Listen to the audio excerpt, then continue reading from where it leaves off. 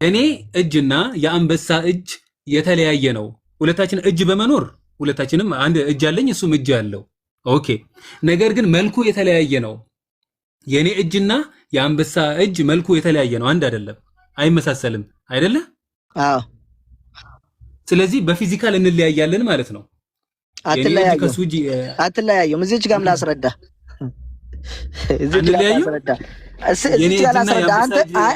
አንተ መጣበትን ምሳሌ ትክክል እንዳልሆነ ልንገርህ። ከሐዲሱ ጋር ምንም ማገናኘው ነገር የለም። እዚች ጋር ያለው አለ ሰው እጅ አለው፣ አላህም እጅ አለው። ተስማማን? ሰው እጁን ለምንድን ነው የሚጠቀምበት? ለምንድን ነው አንተ? አዎ አላህ ሱብሓነሁ ወተዓላ እጁን ለመያዝ ይጠቀምበታል። አዎ አላህ ሱብሓነሁ ወተዓላ በአንድ እጁ የጥዊ ሰማ ምዕራፍ 1 ላይ መሬቱን ምንድነው ሰማዩን ጠቅልሎ ይይዛታል ይላል። ጠቅልሎ በእጁ ይይዛታል ይላል። ስለዚህ ያንተ እጅ ከሱ ጋር ተመሳስሎ አንተም ሰማይን ትይዛለህ ማለት አይደለም። አላህ እጅ አለው። አዎ እጅ አለው። አደምን የፈጠረበትም እጅ አለው። ምዕራፍ 39 ላይ አይ ቲንክ 38 ላይ ምናል ሱረቱ ሳድ ላይ ሰይጣንን እኔ አዳምን በእጄ ፈጥሬ የኮራበት ምንድነው ብሎ ይጠይቃል አላህ። አዎ እጅ አለው፣ ግን ያንተና የሱ እጅ አንድ አይደለም። አዳምን በእጁ ነው ፈጠረው። እንደውም ከመጽሐፍ ቅዱስ ልጠይቅ ስል ነው አንተ ወደዚህ በግዳጅ በቃ ካልጠየቁ ብለህ አልከው። ስለዚህ ያንተ ቴዎሎጂና የኔ ይለያያል። እኔ አንተ እንዲያውጥቼ እንዳሳየው አይ መላእክቶች ክንፍ የተባሉበት ምሳሌ ነው የምለው። አንደኛ መረጃ እንደኔ አውጥተህ አሳየኝ አንድ በል። ሁለተኛ ኦሪት ዘፍጥረት ምዕራፍ 1 ቁጥር 26 ላይ የጠየቅኩን እንደኔ እንደዚህ አውጥተህ መረጃ አሳየኝ ከኪስ ሳይሆን ብዬ ጠይቄያለሁ። መረጃን ትሰጠኛለህ ማለት ነው። እንዳንተ በደረቁ አይደለም ተከራከርኩ። ያው በጣም አሁንኛ ምንለው የሰው እጅና ሰው እኔ ጥያቄ አለኝ ለሱ። አንተ ሰው ስትል ሰው በአንተ መጽሐፍ ሰው ምንድን ነው? አሁን ኡስታዝ ፈራን አሁን እኔ እያልኩ ያለሁት የሰው እጅ የኔ መልሼልሃለሁ እኮ በመረጃ የኔ መልሼልሃለሁ በመረጃ ያንተን በመረጃ አሳየኝ። ቆይ ያንተን ቴዎሎጂ ባልከኝ ማለት ነው ወንድሜ። እየጠየኩህ እኮ ነው፣ ገና እየጠየኩህ እኮ ነው። እኔ እኮ ስንት ደቂቃ ሰጠሁህ? በቃ ጠያቂ ብቻ አልጠየቅ ካልከኝ እሺ፣ መረጃ ከሌለ ቀጥል፣ የፈለከውን ነገር ጠይቅ። ኖ እኔ ምለው አይደለም፣ እዚሁ ክፍል ላይ ነው። ለምሳሌ እኔ እዚሁ ክፍል ላይ ይሁን ሌላም ላይ ጠይቅ። በቃ እኔ መረጃ አለኝም ካልክ እሰጥሃለሁ፣ ችግር የለውም። ቆይ አሁን አንተ በምትለኝ ሰዓት ላይ እኔ እንዳይገባኝ አይምሮዬን አልዘጋውም። ያልከኝን ነገር እቀበልሃለሁ፣ ምን እያልከኝ እንደሆነ እረዳሃለሁ። ባትቀበልም ይገባሃል። ነገሩ የምገባ ነው። ባትቀበልም ይገባሃል በግድ። እንደዛ ነው። እንዲህ ነው በቃ ሰው ኮንቨርሴሽን ሲያደርግ ይግባባል። እና አሁን ያልከኝ ምንድነው? በሁለቱም መንገድ ነው። በባህሪም ይሆናል እንዲሁም ፊዚካልም ይሆናል። ስለዚህ የሰው እጅ አለ፣ አላህም ደግሞ እጅ አለው። ያ ማለት ግን እጁ የተለያየ ነው። እጅ በመኖር ነው እንጂ አንድ የሚያደርገው የተለያየ ነው። ስለዚህ አላህ በመልኩ ፈጠረው ማለት እሱም እጅ አለው ሰውም እጅ አለው ለማለት ነው እንጂ ፊዚካሉን አያሳይም ማለት። መልኩ ግን ተመሳሳይ አይደለም ወይ አልኩ። አዎ መልኩ ተመሳሳይ አይደለም ማለት። ነገር ግን በመልኩን የፈጠረው የሚለው ይናገራል አለ። በዚህ መሰረት ከሄድን እኮ አንበሳም እጅ አለው። አንበሳ እጅ አለው ስለሆነ አላህ አንበሳን በመልኩን የፈጠረው ማለት እንችላለን። እንደዛ ይቻላል። እንደዛ ምላለ ወይስ ምሳሌ ነው? ይቻላል ወይ? አላህ አንበሳን በመልኩን የፈጠረው ማለት ይቻላል? አይልም። እሱ ሲጀምር አይልም፣ እኛም አንልም። ለምሳሌ አንበሳም እጅ አለው። አንበሳም እጅ ስላላለ እንልም። አላለም ስላላለ እንልም። ባልከን ነው እኮ አሁን አንተ ባስረዳህ መሰረት እሱ ያላለውን ነገር አልልም። እኛ ሙስሊሞች ዘንድ አላህ ያለውንን እንቀበላለን፣ ያላለውን ደግሞ አንጨምርበትም። ስለዚህ እሱ ያለውን ነገር ካለ አምጥተህ አሳየኝ እንላለን ወይ? እሱ ያላለውን ነገር አንልም። እኛ እሱ ያለውን ነገር ብቻ ነው የምንለው። አዎ ካስረዳህን የተነሳ ግን ሰው ለምንድነው በአላህ መልክ ተፈጠረ የተባለው ሲል ጊዜ ሰው እጅ ስላለው አላህም እጅ ስላለው እኮ ነው። በቃ ያ ነው ከተባለ አንበሳም እጅ አለው። በዚህ መሰረት አንበሳም እጅ አለው። ስለዚህ አንበሳን በአላህ መልክ ተፈጠረ ማለት ይቻላል። ኦኬ ልመልስልህ ይሄ ነገር ኦፍንድ ምናምን ለማድረግ አይደለም ለጨርሳው ችግር የለውም አብራራለሁ ችግር የለውም በደንብ አድርጌ ነው ማብራራለሁ አሁን አላህ Subhanahu Wa Ta'ala አደምን አለይሂ ሰላም በሱ ሁለት እንትኖችን አስቀምጬልሃለሁ በነገራችን ላይ ሁለት ፍቾችን አስቀምጬልሃለሁ በዛ መካከል በሱረት የምለው ወይ ደግሞ በሱ መልክ የምለውን አብዛኛዎቹ የሄዱበት በራሱ አዳምን በፈጠረበት መልክ ነው የፈጠረ ማለት ነው ብሎ ተናግሯል አይ ባውኑ መልክ ብንር ደግሞ አላህ Subhanahu Wa Ta'ala አደምን በመልኩ ፈጠረው ስል በባህሪና በአካል ነው የምለው ነገር አይ በባህሪም በአካል ነው ካልክ እኛ እጅ ስላለን እንደዚሁም ደግሞ ምንድነው አላህ መሰል የአንበሳ እጅም አንበሳም እጅ ስላለ መሳሰላል ወልከኝ በጭራሽ አይመሳሰልም ምክንያቱ ለምንድነው አትለኝም አንበሳ በእጁ ይሄዳል እኛ ደግሞ በእጃችን አንሄድም ስለዚህ አይመስልም አንበሳ በእጁ ይሄዳል ሰው ደግሞ የሚሄደው በእግሩ ስለሆነ አይመሳሰልም አንተ ከምትለው ሎጂክ ጋር አይገናኝም ስለዚህ አላህ እጅ ሊሄድበት ሳይሆን እንደ ሰው እንዳልኩ በዛ እንትን ለማድረግ ነው እንጂ እጁ ይሄድበታል ማለት አይደለም ስለዚህ አይመሳሰልም ኦኬ በዛ መንገድማ እጅ ስላልኩኝ ነው እንዴ እግር ብልኮ ቀይረው እኮ በቃ ይሄ ሁሉ አርጊውመንት ሊፈርስብህ እኮ ነው ሄድ ችግር የለውም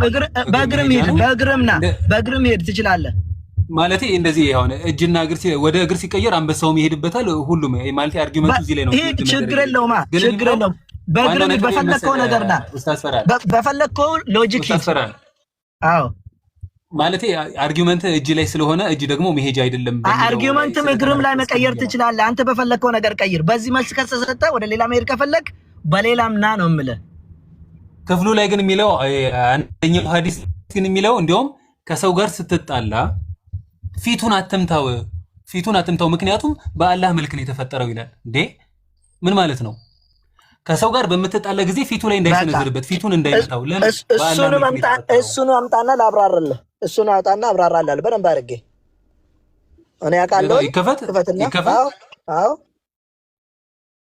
ይክማው ትክፈትልን ያው እሷ እንትን ብላ አዎ ትክፈትና አንብበት አስረዳናለህ ከዛ በኋላ ደግሞ እኔ ማስረዳለሁ ስለሚያውቀው ሐዲሱን ያብራራልክ በከፈት ምን አልካደህም እኮ እንደዛ የሚል ነገር የለም አላለህም ስለዚህ ቢያብራራልህ ይችላል ከምከፍት ይቻላል እኔም እኮ ነው ካይ ከፈተው ስላለኝ ነው እንጂ ኦኬ አይ እኔ እዛ ከፍተህ ቦታውን ባብራራልህ ነው አልኩ እንደዚህ ላብራራልህ እንደዛ ነው የሚለው አሁን ያልኩትን ነው ከሰው ጋር ሲጣላ ፊቱ ላይ መሰንዘር እንደሌለበት ፊቱን መምታት እንደሌለበት ምክንያቱም በአላህ መልክ ስለተፈጠረ ካለ ፊዚካሉን ከፊቱ ጋር በጣም አመሳስሎታል ማለት ነው ይሄ ምን ማለት ነው እያልኩ ያለው እሺ እኔ ላውጣልህ ቦታውን ንገረኝ እሺ አዎ ሳሂህ ሙስሊም ነው እሱ 2612 ሳሂህ ሙስሊም በቃ ነገርከኝ እኮ መድገም አያስፈልግም ኦኬ እሺ አወጣውልህ አዎ ኢ ላይ አድርግልኝ ችግር የለም ወገን እኔ አውቃለሁ እኮ ሐዲሱን ኤቢሲዲ ስላል ቁጥሩን እንደምታውቅ ለመጠየቅ ነው እንጂ አውቃለሁ ማለት እንግሊዘኛው የለኝም አይ እሺ ልቀጥል ኤቢሲዲ ስላለው አዎ ይቀጥል እኔ እንደዚህ ነው አወጣውልህ ከፈለክ ሰላም ማውጣት ይችላል ካለ እንግሊዘኛ ፈለኩ ካልክ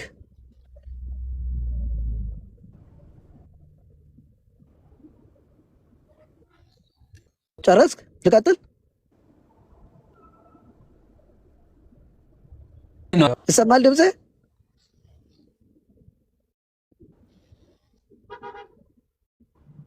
ሄሎ ያንተ ይሰማል ኡስታዝ ስንት ያለ ኦኬ ይሰማል እሺ አንጀል እየሰማኝ ነው አለውኛው የኔ አይሰማም እንዴ እሺ ይሰማል አሁን ልቀጥል من الآل عن أبي هريرة رضي الله عنه قال رسول الله صلى الله عليه وسلم أبي هريرة عند زجبه يا الله ملكتني عند الزيالو تسمعون من قالوا إذا قاتل أحدكم عندك بتتعلو አኻሁ ወንድሙን ፈልየተጀነብ ወጅሁ ፊቱን እንዳይመታው ከፊቱ ይራቅ ስመታ ፊቱን እንዳይመታ ይላል። አወጣውልህ። እሺ እኮ ገና ነው። ኢላይ ዝርዝር እንግሊዘኛው ላይ ይሁን ምን ለማሳየት ኢ ነው አልከኝ? አዎ ኢላይ ማለት ሌላ ወረደ። ይሄ ኤ ከሆነ ኢላይ እሱን እንግዲህ እነሱ ያውጡልህ። እሺ ማውጣት በቃ ሂክማ የተባበሪ ነው። ታላ አለ። እኔም ሱቅ ገብቼ ልውጣ አንዴ። እሺ እዚህ የሆነ ዕቃ ወስጄ ልመለስና ታላ ካለ እስከዛ። አዎ ሳሂህ ሙስሊም 2612 እስቲ በጣም እየተንዛዛ ስለሆነ ሐዲሱ ላይ ሐሳብህን ንገረኝ። ምንም አዲስ ነገር ስለሌለው በጣም ደስተራ ነገር ላይ ነው እንትን እያላችሁ ያላችሁት። ሰውም እየተሰላቸ ነው። የመጨረሻ ጥያቄህን ጠይቅ። ሐዲሱ ላይ ያለው ነገር አስረዳሃለሁ። ወደሚቀጥለው እንሄዳለን። እንደዛ ይሻላል። ቀጥል። ማን? አዎ ሰምተናል አይደል? እስካሁን ስናወራ ነበር። ሰምቻለሁ።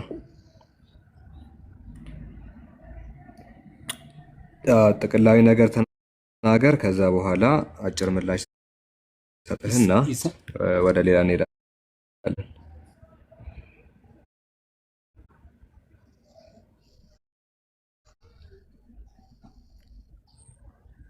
ይሰማል አይደል? እንዴ ተቋርጫለሁ እንዴ? ከኔ ጋር እንትን እያልክ አይደለም። ሐዲሱን አንብብና እዚህ ጋር ጥያቄ ያለኝ ብለህ ተናገር። ምላሹን ሰጥሃለሁ። ወደሚቀጥለው እንሄዳለን። ኦኬ ያው ክፈትልን። እሺ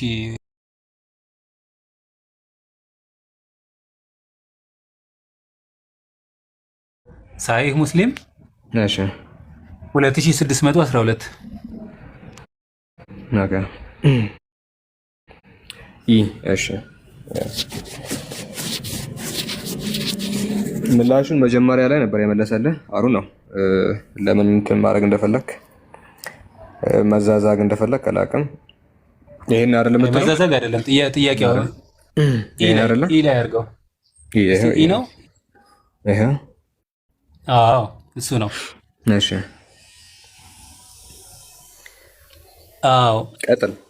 when any one of you fight with his brother ይላል he should avoid his face for Allah created Adam in his own image ይላል። ለምንድን ነው ፊቱ ላይ መምታት እንደሌለበት የተናገረው? አንደኛ በእስልምና አስተምሮ ፊት ክቡር ነው። አንድ ሰው ከወንድሙ ጋርም ሆነ ከሌላ ሰው ጋር ሲጣላ ፊት መምታት የለበትም። ፊት የተከበረ ነው ብለን እናምናለን። አይ እዚህ ላይ የሚናገረው ፎር ብሎ ምክንያቱን ሲናገር ምንድን ነው ያለው? እዚህ ጋር when any one of you fights with his brother ከመካከላችሁ ማንም ሰው ከወንድሙ ጋር ከተጣላ he should avoid his face አንድ ሰው በሚጣላበት ጊዜ ፊቱ መምታት የለበትም ካለ በኋላ for Allah created Adam አላህ አዳምን ፈጠረው in his own image በራሱ በመልኩ ፈጠረው ይላል። ጌታ አምላካችን ፊት አለው። ቁርአን ላይ ይናገራል እንዲሁ አዳም ፊት አለው። ነገር ግን ፊት የሚሉ ሁለት ቃላት ተመሳሳይ ስለሆኑ ያው ተመሳሳይ ናቸው እንደማንለው ሁሉ አላህ ፊት እንዳለው እኛ ሙስሊሞች እናምናለን። የካደ የለም። ይሄንን ለምን እንዳመጣው አላውቅም። ፊት ክቡር ከመሆን አንፃር አላህ Subhanahu Wa Ta'ala ደግሞ አዳምን በራሱ መልክ ከመፍጠሩ አንፃር የተነገረ ነው። ምንም ሌላ ነገር የለው። ኦኬ ማለት ፊቱ እሱን ይመስላል ማለት ነው። በሱ መልክ ነው ካልሆነ ለፊቱን እጁንስ ቢመታ ፊቱን ብቻ ለምን እጁ በመልኩ አይደለም? ፊት የሚሉት ሁለቱ ቃላት ስለገቡ ይመሳሰላል ማለት አይደለም። በመልኩ ነው የፈጠረው ፊቱ ማለት ነው። ብዙ ፊት አለ። በመልኩ ፈጠረው ማለት አስረዳለሁ። አንዴ አላህ ፊት አለው፣ ፍጥረታትን ፊት አላቸው ሊባል ይችላል። ከቋንቋ አንፃር ቋንቋ ግድብ ነው። የአምላክ መለኮታዊ አካላት ወይ ደግሞ መለኮታዊ ባህሪያት የምንገልጽበት ቋንቋ ግድብ ስለሆነ በቋንቋ ውስጥ እንጠቀመዋለን እንጂ ተመሳሳይ ስለሆኑ አይደለም ነው። ገባኝ። ስፔሲፊካሊ ፊቱን ለምንድን ነው ከሌሎቹ ፊቱን አትምታው ብሎ ለምን ፊት የተከበረ ስለሆነ ለምሳሌ ሌላ አካል እንግዲህ ፋይት በምታደርግበት ጊዜ ልትመታ ትችላለህ። ፊት የተከበረ ስለሆነ አንደኛ አትመታውም ነው። ሁለተኛ ጌታ አምላካችን የራሱ የሆነ መለኮታዊ ባህሪያት አሉት። ከነሱ መካከል ፊት እናጸድቃለን። ነገር ግን ፊት ስናጸድቅ ከቋንቋ አንጻር ነው እንጂ የምርም ተመሳሳይ ስለሆኑ አይደለም ነው። ገባኛው። እዚህ ክፍል ላይ ግን ፊቱ የተከበረ ነው ምናምን ስለሚል አይደለም። ምንድነው የእስልምና ቴዎሎጂ ነው የምነግርህ እኮ እኔ የእስልምና ቴዎሎጂ ነው የምነግርህ።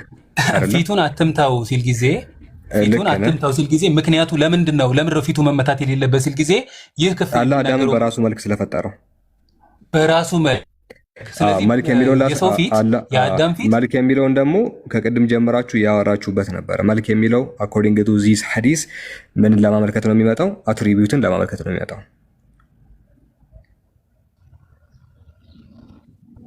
that's it እሺ ሌላስ ምን አልከኝ?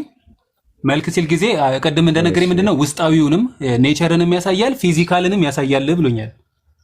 እንጂ ፊዚካል የሚለውን ቃል ቆይ እንመጣበታለን። ፊዚካል የሚለው ላይ አጭሩ ምላሽ አሁን ምንድነው እዚህ ጋር ተስማማለህ አንተ በሱ when any one of you አዳምጥ when any one of you fight ማንም ሰው ፋይት በሚያደርግበት ጊዜ ዘቃተለ አህዱኩም አካሁ فليجتنب الوجه ፊትን ይጠንቀቅ አቮይድ ማድረግ አለበት ፌሱን። አንደኛ ፌስ መምታት የለበትም ብሎ ሲናገር አንደኛው ሐዲስ ላይ የተከበረ ከመሆኑ አንፃር የሰው ልጅ ፊቱ አይመታም ብሎ ያስቀምጣል። ሁለተኛው ደግሞ አላህ አዳምን በራሱ መልክ ስለፈጠረው ነው ይላል። በመልክ መፈጠሩን እናምናለን። መልክ የሚለው ለማመልከት ነው የሚመጣው ሲባል በዚህኛው አውድ ሂስ ዲቫይን አትሪቢዩትን ነው የሚገልጸው። ሰው በዲቫይን አትሪቢዩት መሰረት ደግሞ አላህ ይሰማል፣ አዳምን ይሰማል። ነገር ግን መስማታቸው አንድ አይደለም ነው። ሲምፕል ነገር እኮ ነው። ለምን መድረቅ እንደፈለግ ከላቀ ኖ አይደለም። የሰው ፊትን እንደምናውቀው አይን አለው፣ አፍንጫ አለው፣ ጆሮ አለው እና ፊቱን አይምታ ሲል ጊዜ ፊት መመታት የሌለበት ፊት የተከበረ ስለሆነ ነው አለ እኮ። ለምሳሌ ማለት ነው አላህ አፍንጫ አለው፣ ኤንጅል አላህ አፍንጫ አለው። በቃ ቆይ ግልጽ ለማድረግ ያህል እንደዚህ ከሆነ እንትን የምትለው እያዛክም ስለሆነ ምንድነው የምናደርገው መሰለህ? ኦኬ ምንድነው የምናደርገው? ይሄ ማዛግ ነው እንዴ? ትክክለኛ ጥያቄ ማዛግ ነው። ምክንያቱም ከዚህ ጀምሮ ፈርሃን እያስረዳ ሆን ብለህ ስለሆነ ሰው እያዛክ ያለኸው የመጨረሻ እንትን ልስጥህ። ኦኬ አንዴ አዳምጠኝ። በቃ የመጨረሻ ሱራ የምትለውን በደንብ ላስረዳህና ወደሚቀጥለው እንሄዳለን። አንድ ጊዜ በቃ እቺን ላስረዳ። ሙሉ ሐዲሱን ነው ማነብልህ። ከዛ በኋላ ያለውን የእስልምናን ትምህርት እነግርሃለሁ። ከዛ በኋላ ወደ ሌሎች ነጥቦች እንሄዳለን። ግዴታ ገባኝ እስክትል በአካፋ የምንሰጥ አይደለም። በአካፋ አንሰጥም ከዚህ በላይ። ሐዲሱ ላይ ምንድነው የሚለው መሰላችሁ? ሁለት ሐዲሶች አሉ። የመጀመሪያው ኸለቀላሁ አዳመ ዐላ ሱረቲሂ ጡሩ ሲቱነ ዚራዕ አላህ አዳም በራሱ መልክ ፈጠረው ይላል። አንድ እሱ ነው። ሁለተኛ ደግሞ ሳሂህ ሙስሊም 2612 ድሮ ያስቀመጥኩት ነው የዛሬ 5-6 ዓመታት ኢዛ ቃተለ አሐዱኩም አኻሁ ይላል። አንዳችሁ ከወንድማችሁ ጋር በሚጣላበት ጊዜ ፈለየጅተኒብ አልወጅህ ፊትን ይጠንቀቅ። ፈኢነላህ ኸለቀ አደመ ዐላ ሱረቲሂ አላህ በመልኩ ፈጠረውና አዳምን ይላል። ፊቱን ይጠንቀቅ። ፈለየጅተኒብ ይጠንቀቅ አልወጅህ ፊቱን ይላል። ፊት ስፔሲፊክሊ ሌሎች የሰውነት አካላት እያሉ ፊት እዚህ ጋር የተከበረበት ወይ የተለየበት ምክንያት ምንድነው? በእስልምናችን አንድ ሰው ፊት መመታታት የለበትም የሚል ትምህርት ስላለ ነው። ያንን ከገለጸ በኋላ ፈኢነላህ ኸለቀ አደመ ዐላ ሱረቲሂ አላህ አዳምን በራሱ መልክ ፈጥሮታልና ይላል። መልክ የሚል ነገር ያስቀምጣል። ዋትስ ሚኒንግ ኦፍ መልክ ብለን ስንገልጽ መልክ ሱራ የሚለው የአረብኛ ቃል ምንን ያመላክታል ነው። አንድ ጊዜ ሱራ ሲል ምንድን ነው የሚለውን ነገር ላስረዳ። ሱራ የሚለው የአረብኛ ቃል በጣም ብዙ ትርጉሞች አሉት።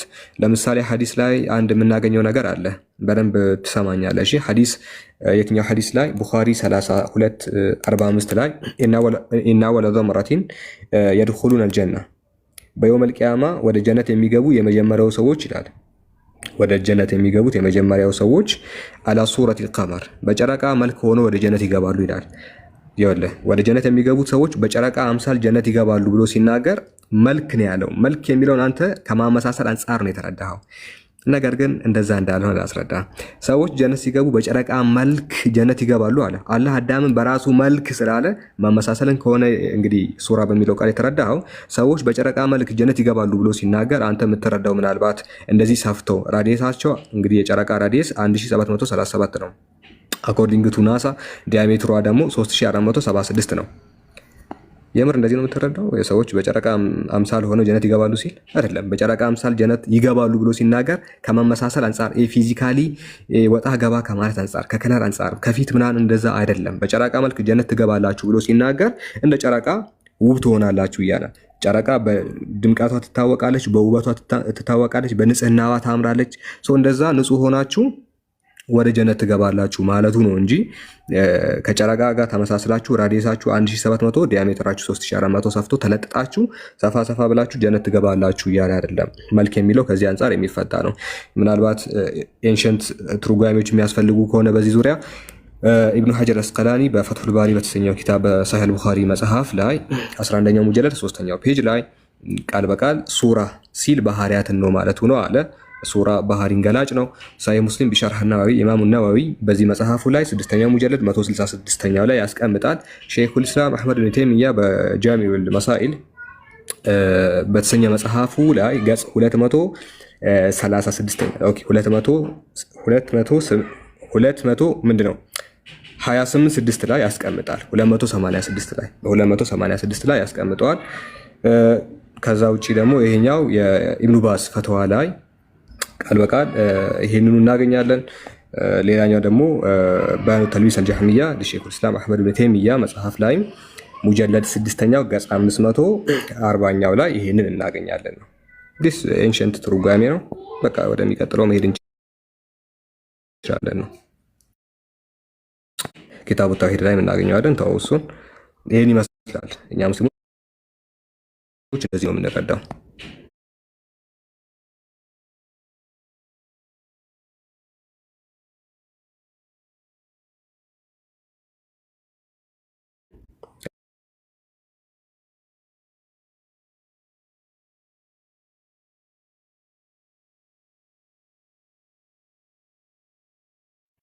አዎ ቆይ አንዴ ሳላ የተናገረው ነገር ስላለ እዛ ይሄን ጨምርበት ከሳላ ጋር ትቀጥላለች። እቺን ልጨምርበትና እቺን ብቻ ልናገርና ከሷ ትቀጥላለች። ይቅርታ እዚች ጋር አንተ መጣው ሐዲስ ላይ ይሄው አንተ መጣው ሐዲስ ላይ ነው አንድ ሰው ወንድሙን ፊት ውስጥ እንዳይመታ በሱ መልክ ፈጥሮታል የሚለው። በነገራችን ላይ فإن الله خلق ፈጥሮታል ይላል አደምን አላ ሱረቲ በሱ ኢሜጅ አለ በራሴ ኢሜጅ አላለም። በነገራችን ላይ ተስማማ ወይ ደግሞ በአላህ ኢሜጅ አላለም። በሱ ደሚር ቅድም ምንድነው አላችሁት? ተውላጠ ስም ነው አላችሁ መሰለኝ በአማርኛ።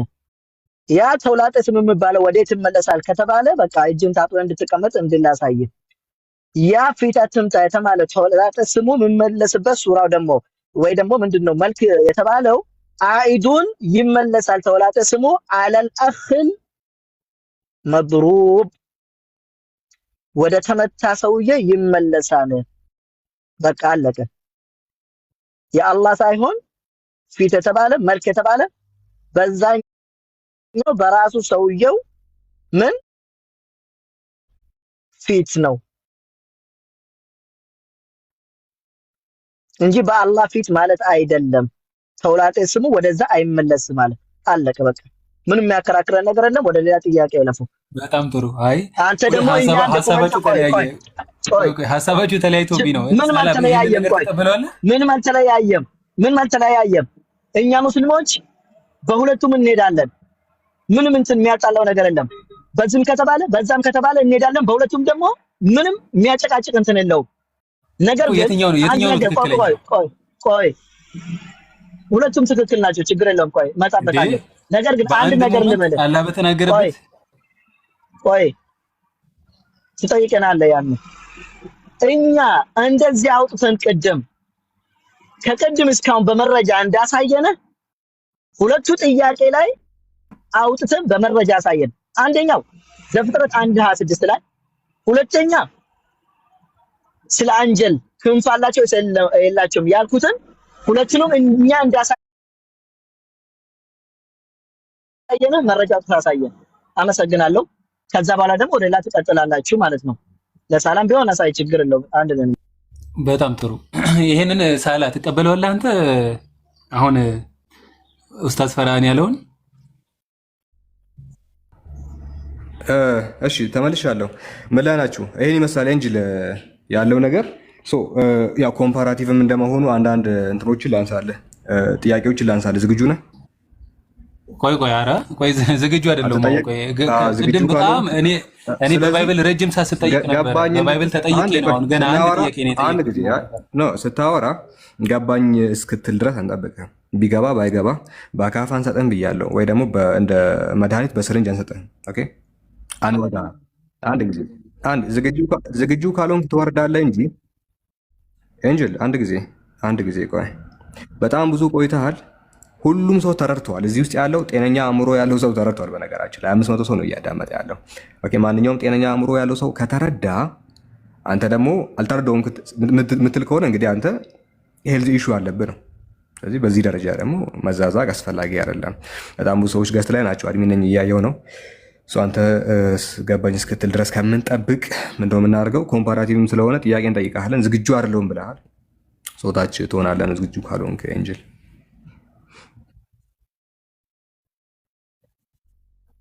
ከዛ በኋላ አንድ ጥያቄ ነው የእስልምና ላይ ብዬ ከደከመ መውረድ ትችላለህ ዝግጁ ካልሆንክ ለጥያቄዎች። አዎ እሺ ይሄኛውን ብቻ አሁን አንተ ኡስታዝ ፈናን ያለው ተቀበለው። አንድ መች መለስክ በመረጃ እሱ መረጃ አስጠን እያልን እኮ ነው ከግድም ጀምረ ስትላታፍረም እንዴ አንድ መረጃ አውጣ ብዬ አንድ አላወጣም አላልከንም? ኦሪት ፍጥረት ማለት ነው በባይብል እኔ እያስረዳሁኝ ነበር ቅድም። ኦኬ ከዚያ በኋላ ያንን ጨርሰን ተስማምተን ጨርሰን መጣን አይደል? ይሄንንም ተስማምተን በኋላ እንመለስበታለን ብለኝ እኮ ነው። ኧረ ተው በኋላ እንመለስበታለን ብለኝ እሺ ብዬ ወደዚህ መጣ። በኋላ ልጠየቅ ብለኝ ነው ሄድከው ወደዚህ መጣ እኮ። እሺ ኖ ተናግሬ በቃ ይሄ እንደዚህ የለም እንዴ ብለህ በቃ እንደዛ ከሆነ ጨርሰናል ብለህ ነበር። መረጃ አለኝ በራሴ አጭር ማድረግ ይቻላል። በራሴ በተረዳሁት ነው አልኩኝ። እንደዚህ ሊሆን ገባኝ ማለት ይሄንን ቶፒክ አጭር አድርጎ በመመለስ መቋጨት ይቻላል እኮ። እኛ እንዳወጣን መረጃ አለ ወይስ የምታሳየን መረጃ? ብዙ ደቂቃዎች ቆይተሃል በዚህ ጥያቄ ላይ። ስለዚህ አንተ ለብቻ ያልገባህ ነገር ካለ ቅድም ሳስረዳ የነበረውን ደግመህ አዳምጥ ነው። ሌላ ምላሽ እንድንሰጥ አጠበቅ። ምንም የተለየ አይ በመለስከው ላይ ነው ጥያቄ። ይሄኛውን ጥያቄ ለ5-6 ዓመታት እዚህ 8 ዓመት ስንቆይ የመለስነው ጥያቄ ነው። ፋይሉ ራሱ 8 ዓመት ሆኖታል። አንተ ባዛክ ቁጥር ደግሞ ወደኋላ እየተመለስን እንሄዳለን ማለት አይደለም። ካልገባህ እንግዲህ ፈጣሪ ያግዝህ። በግድ እኛ በአካፋ እንሰጥህም ብያለሁ። አንዴ ነው የምናስረዳው። በአካፋ የምንሰጠው ምንም አስተምሮ የለንም። ይህን ይመስላል ነው። ካልገባህ እንግዲህ ምንም ልናደርግልህ አንችልም። 500 ሰው ተረድቶ አንተ ማትረዳ ከሆነ ለብቻ አንተ የሆነ ኢሹ አለብህ ነው። ስለዚህ 500 ሰው ከምናዝግ ትወርዳለህ። አይ በመለስከኝ መልስ ላይ ነው ጥያቄ የምጠይቅህ እንጂ ያልከኝ ሳይገባኝ ቀርቶ አይደለም። ያልከኝ ገብቶኝ በነገርከኝ ላይ ነው ተመርኩዤ ጥያቄ የምጠይቅህ እኮ እንጂ አልገባኝም። 48 ነው። እሺ 48 ነው። እስከ 50 ሐሳብን ታስቀምጣለህ። 2 ደቂቃዎችን እሰጥሃለሁ። የመጨረሻ 2 ደቂቃ እሰጥሃለሁ። አዎ አይ ፈርሃናውን በተናገረው ታምናለህ። እሱን ተወውና ፈርሃንን ተወውና በጣም እንደ ቪክቲም እየተጫወትክ ስለሆነ የመጨረሻ 2 ደቂቃ እሰጥህና በ2 ደቂቃው የምትለው ነገር ትላለህ። ኖ የምን ቪክቲም ነው ደግሞ? አሁን እኮ ትክክለኛ እንደ ተጠቂ በጣም እየበደልህ እንደሆነ እየተናገርክ ስለሆነ እኛም እኮ እየሰማን ነው። በነገራችን ላይ አንድ ጊዜ እንዲህ ኮንክሉዥን ላይ መድረስ የለባችሁም። በነገራችን ኮንክሉዥን ላይ እንድረስ ነው። አንድ ጊዜ ቆይ፣ ሀሳባችሁ ራሱ አልተስማማም። ለዛ እሱን ተወው እኮ ሀሳባችሁ አይደለም። ፖለቲካን ተወውና ተስማማለህ ነው ወይ? አንተ ተስማማለህ? ኤንጅል እንደዚህ ድፍን ብለህ የምታወራ ከሆነ በነገራችን ላይ እንዳንተ ወርጄ ነው የማወራው። 2 ደቂቃዎችን ሰጥቼሃለሁ። በዚህ 2 ደቂቃ ውስጥ ሀሳብህን ገለጽና የመጨረሻ መልስ ልስጥህ። ካልሆነ ግን ታች ነው ማለት ነው። ሀሳቤን አይደለም እኔ እኮ እየገለጽኩ ሳላ እኮ ያልገባህ ካስረዳሁት ላይ ቅድም ካስረዳሁት ላይ ያልገባህ ነገር ካለ 2 ደቂቃ አለ እያልኩህ እኮ ነው እኮ። በዚህ አሁን መጀመሪያ ኡስታዝ ያወራሁት ላይ ግልጽ ያልሆነልህ ነገር ካለ 2 ደቂቃ ውሰድ። ፈጣሪ ሆይ አልቀበለውም ካልኩ ችግር የለም። ወደ አንተ መቀጠል እንችላለን። ሁለታችሁ ነበር ስታወሩኝ ነበር። 2 ደቂቃ ውሰድና እሱን ተው፣ ፈርሃንን ተው። 2 ደቂቃ ውሰድና ያልገባህ ነገር ላይ ኖ እሱም ሲያዋራኝ አልነበረ? ሳላ ሲያዋራኝ ነበር እኮ። አታወራም? 2 ደቂቃ ወስደህ በመሀል ገብቶ ሲያዋራኝ ነበር። ስለዚህ ሁለታችሁ ተስማማላችሁ? የበዛ ነገር ላይ አታወራም? እኔ ባስረዳሁት ነገር ላይ ይሄን ምክንያት አትፈልግ። በዚህ ደረጃ ምክንያት ባወራሁት ነገር ላይ 2 ደቂቃ ወስደህ አወራ እያልኩህ እኮ ነው። 2 ደቂቃ ሙሉ ውሰድና እንደዚህ ብለሃል ብለህ ንገረኝ መልስ ልስጥ እያልኩ ነው። ፈርሃን ይላል 10 ጊዜ። ያ ከሆነ ምን እናደርጋለን? ታች ትሆንና ታብታብ ታረጋለህ ነው። ምን ለማመጥበት እንትን የለም። በጣም ብዙ ክርስቲያኖች አሉ ገስት ላይ። ኦኬ ስለዚህ አንተ ምን ለማመጥበት ምክንያትም የለም። ይሄን ይመስላል። ለማንኛውም ለማጠቃለል ያህል ምንድነው እኛ ሙስሊሞች አምላክ አለኝ ያለውን ባህሪያት ሁሉ እንዳለው እናምናለን። አላህ ፊት አለኝ ካለ ፊት አለው እንላለን። ፊት አለው ስንል ግን ሳናመሳሰል ነው። ፍጥረት ዓለሙ ከፈጣሪ ጋር ሳይመሳሰል ጅብሪል ፊት አለው ብዬ ሳላ አምናለሁ። ጅብሪል ፊት አለው ስንል ሳላም ፊት አለው። ሳላና ጅብሪል አይመሳሰሉም። ፍጡርና ፍጡር ነው የማይመሳሰሉት። ሳላም ፍጡር ነው፣ ጅብሪልም ፍጡር ነው። ሁለታችንም አንመሳሰልም። ታዲያ ፍጡርና ፍጡር በዚህ ደረጃ የማይመሳሰል ከሆነ ከፈጣሪ ጋር ደግሞ ሰው እንዴት ሊመሳሰል ይችላል ነው። አለኝ ያለውን እጅ አለው ስንል የአላህ እጅ እንደ ፍጥረታቱ በስጋ የቆመ በአጥንት የቆመ ደም ያለው ደም ስር ያለው ጅማት ያለው ብለን ሳናምን ከእሱ ጋር ምንም ሳናቀራርብ እሱ አለኝ ያለውን አለህ እንለዋለን። አለኝ እያለ የለም አንለውም። አላህ እጅ አለኝ ከየት ነው ያመጣው አንለውም። ነገር ግን ሳናመሳስል ሳናቀራርብ እንደዚህ ነው እንደዛ ነው ሳንል፣ እንደ ጅብሪል እጅ ነው ሳንል፣ እንደ መላእክት እጅ ነው ሳንል፣ እንደ ፍጥረታት እጅ ነው ሳንል አለኝ ያለውን በንጽህና እንቀበለዋለን። አእምሯችን ላይ የሆነ አሻንጉሊት ሳንቀርጽ፣ ክርስቲያኖች እንደሚያደርጉት ፎቶ ነገር ሳናመጣለት፣ የሆነ ስዕል ሳንስል ፍጹም በሆነ ወይ እኛ ሙስሊሞች አለኝ ያለውን አለህ እንለዋለን። ሶ እግርም አለኝ ካለ እግሩ እንደዛ ነው ምናምን ብለን በስዕልም በነገራችን ላይ ለምንድነው አላህ ፊት አለኝ አይደል ያለው? ለምንድነው ፊቱን በስዕል እስከዛሬ ያልሳልነው ታውቃላችሁ? እሺ የአላህ እጅ አለኝ ብለዋል። ለምንድነው እኛ ክርስቲያኖች የአላህ እጅ ብለን ያልሳልነው? አሁን ክርስቲያኖች የአምላክ እጅ ብሎ በነገራችን ላይ ፎቶ አመጣላቸዋለሁ አለ ፎቶ አላቸው። ለምንድነው እንደዛ ያልሳልነው? ለምንድነው የአላህ ፊትን ያልሳልነው? ተናግሮን እጅ አለኝና እንደዚህ አይነት ነው ብለን ስለማንገልጽ ነው በአእምሯችንን ፊቱ ይሄን ይመስላል ስለማንል ነው። እግሩ ይሄን ይመስላል ስለማንል ነው። ይሄን እንደዚህ አይነት ልብስ ይለብሳል ስለማንል ነው። ስለማናቀራርብ ነው የአላህ ፎቶ ብሎ አንድ ሙስሊም የማያምነው። ነገር ግን አለኝ ካለ ለእርሱ በሚመጥን መልኩ ኦኬ፣ ከታላቅነቱ ከኃያልነቱ ጋር በሚስማማ መልኩ የራሱ መለኮታዊ ባህሪያት አለው ብለን እናምናለን። ኦኬ፣ ብናመሳስል ኖሮ የአላህ እጅ ምናምን ብለን ልክ እንደ ክርስቲያኖች ፎቶ ስለን ነበር የምንሰግደው። ስለማናመሳስል ፎቶ የለውም፣ ስዕል የለውም። እና በቃ ስዕል አለመሳላችን ራሱ እኛ ሙስሊሞች ምን አይነት ትምህርት እንደምናምን የሚያስረዳ ነው። ፎቶ አለማረጋችን ለአላህ ትምህርታችንን ያሳያል። ከአዳም ጋር ይመሳሰላል ብለን ለምንድን ነው ወንድ ልጅ ማናመልከው ዛሬ? እንደዛ ብለን ስለማናምን ስለሆነ ነው። አይታችኋል። በዚህ ደረጃ ለአምላካችን እንጠነቀቃለን። ግልጽ የሆነ ነገር ነው። ይህን ይመስላል ነው። እሺ መስኪ ጥያቄ ያለሽ እዚህ ላይ? በቅያማ ጊዜ ታይቱና በሌላ መልክ ይመጣና ይሄ ጌታችን አይደለም ትሉታላችሁ። በኋላ በመልከው ሲመጣ ደግሞ አንብቢው እስኪ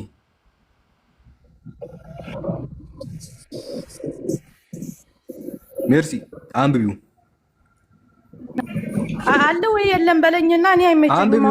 አንብቢው የለም ካልከኝ ነው ማመጣ አለ የለም እያልኩሽ አይደለም። የምታወሪውን ነገር አንብቢ እያልኩሽ ነው። አይመቸኝም ግን አለ ወይ የለም ነገር ካልተመቸሽ መቀባጠር አለ የለም አለ ይሄን በደንብ አለ የለም እያልኩሽ አይደለም። ለምን በዚህ ሀዲስ ዙሪያ በነገራችን ላይ ዲያቆናቶችን አስቀምጬ ያስተምራለሁ። ፖስት ያደረኩትን ቪዲዮ ተመልከቺ።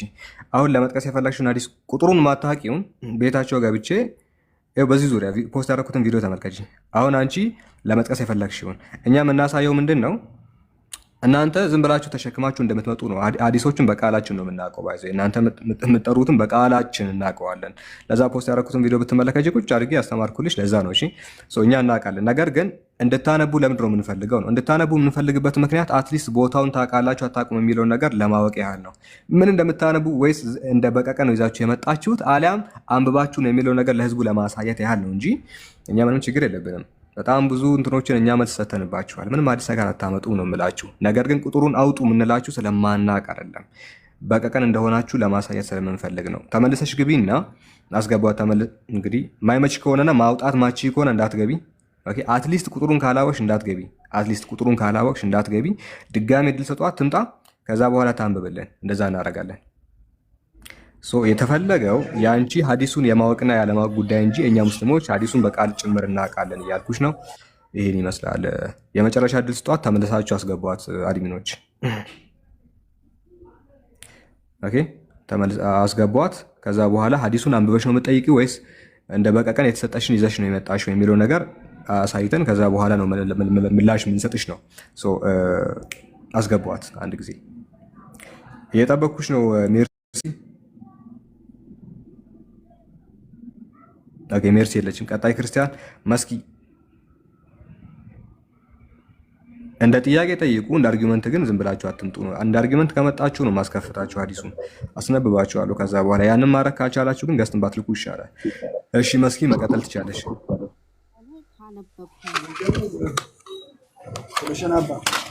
አማኑኤል ምንድን ነው አንተ ጣልቃ የምትገባው? በጣም ማውራት ፈለክ። ለምን በአምላክ ዙሪያ እናወራም?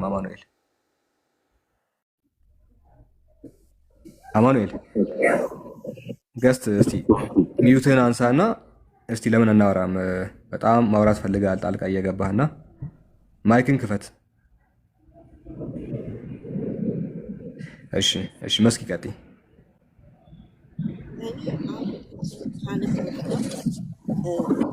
ፊቱን አትምታ ነው ምናምን የሚለው ላይ አዳምን እግዚአብሔር ክሪኤት አደረገው ነው የሚል ጽሑፉን አይቻለሁ። he was created የሚል አይቻለሁ። እና የእኔ መጽሐፍ ቅዱስ ግን እንደዛ ይላል። እግዚአብሔር አዳምን ሰራው ነው የሚለው፣ በእጁ ሰራው።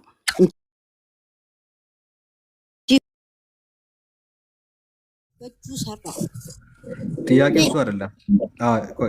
ቆይ ጥያቄው እግዚአብሔር አዳምን ፈጥሮታል አልፈጠረውም?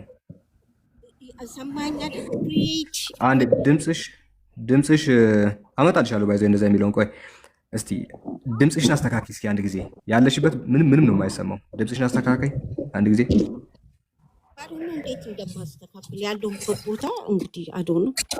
እሺ ድጋሚ ልጠይቅሽ፣ እግዚአብሔር አዳምን ፈጠረው አልፈጠረውም? አዳምን ሰራው። ሰራው ተቀብያለሁ። ሰራ የሚለው ኦኬ። ኤርፎን ካደረግሽ አውልቂ፣ ካላደረግሽ ደግሞ እንግዲህ ማንም እየሰማሽ አይደለም። በግድ ነው የማወራው እኔ ራሱ። አሁን ትሰማለሁ? አሁን ትሰሚያለሽ። ጥያቄው እግዚአብሔር አዳምን ፈጥሮታል አልፈጠረውም? አዳም እግዚአብሔርን ሰራው፣ ከአፈር ሰራው። አንድ ሁለት ደግሞ አዳም ከእግዚአብሔር ጋር የሚመሳሰልበት መንፈሱ ነው። መንፈስ የእግዚአብሔር መንፈስ አለበት። ሰራ የሚለውን ተቀብያለሁ። መስኪ ሰራ የሚለውን ተቀብያለሁ። እግዚአብሔር አዳምን ፈጥሮታል አልፈጠረውም ነው አልኩ። ሰራው ከአፈር ከተፈጠረው እግዚአብሔር ከፈጠረው ነገር ነው የሰራው። አፈሩ እግዚአብሔር ፈጥሮታል። እኔ ብዬ ተናገርኩኝ። እግዚአብሔር አዳምን ፈጠረው ብዬ ተናገርኩኝ። ልክ ነኝ? እግዚአብሔር አዳምን ከአፈር ሰራው። እኔ ደግሞ ፈጠረው ብልስ ቆይ ሌላ ልጨምረልህ። ሌላ እናንተ ከተነጋገራችሁ ከኔ አሁን አንተ ሶሪ እኔ ልጨርስ። ጠየቀኝ አይደል? አንተ ለምትናገረው እንጂ ሰዎች ሲናገሩ ታቆመናለህ። አይ ግልጽ እንድታደርግ ያህል ስለፈለግኩ ነው። እግዚአብሔር አዳምን ፈጠረው ብዬ ብናገር ስህተቴ ምኑ ጋር ነው? ሰራው። እኔ ስህተት አለኝ? አዳምን እግዚአብሔር ከአፈር ሰራው ሰራውን ይባላል። እሺ ቆይ ፈጠረው የሚለውን ከመጽሐፍ ቅዱስ ላምጣልሽ። እችን አስፍለኝ። ይሄን ስማ። ፈጠረው የሚለውን